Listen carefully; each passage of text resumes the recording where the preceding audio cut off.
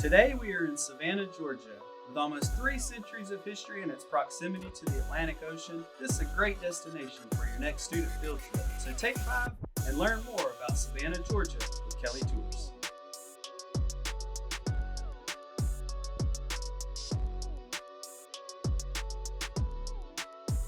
With so much history, I wanted to go straight to the experts at Gray Line Savannah. The Gray Line name is one that can be found in almost every major city in the U.S. and around the world on 6 of the 7 continents. Today I'm meeting with Chris Oliver at Gray Line Savannah to learn what it is that makes Savannah such a great place for students and how they are showing off the city.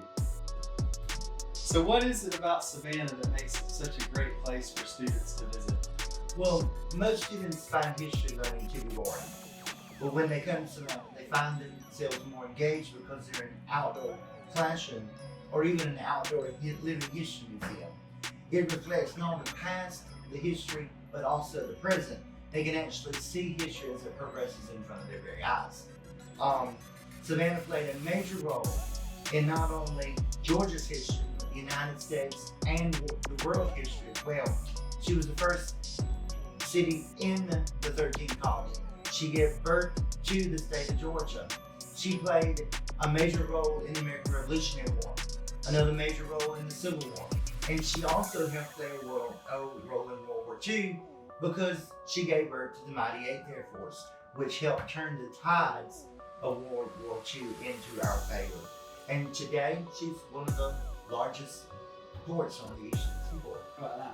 So we're sitting here on a trolley. I imagine that trolleys probably don't work in every city, but I feel like Savannah is a great place to take a trolley tour. What do you think? Yeah, I agree. Because the trolley gives you the opportunity to be transported through the city by an experienced tour guide that will give you a living history lesson as you go along. You get to ride, you don't have to walk. It's an open-air trolley. It still gives you an unobscured view of the beauty of the city of Savannah.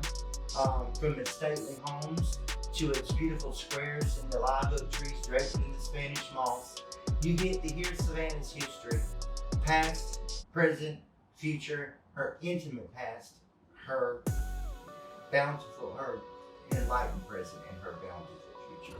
Awesome. Well, I appreciate your time, Chris, and we look forward to seeing you out there on the road sometime. Thank you. Our next stop is Tybee Island, Georgia for some fun in the sun and environmental education. I can't go to the beach dressed like this. There we go. Now I'm ready.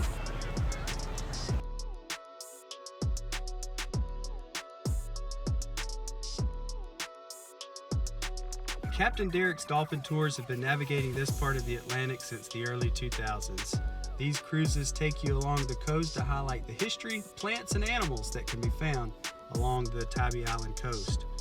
To learn more about their dolphin and eco cruises, we are meeting with the one and only Captain Gator. So why is this part of the Atlantic such a great place to see dolphins? Let's take a look back over.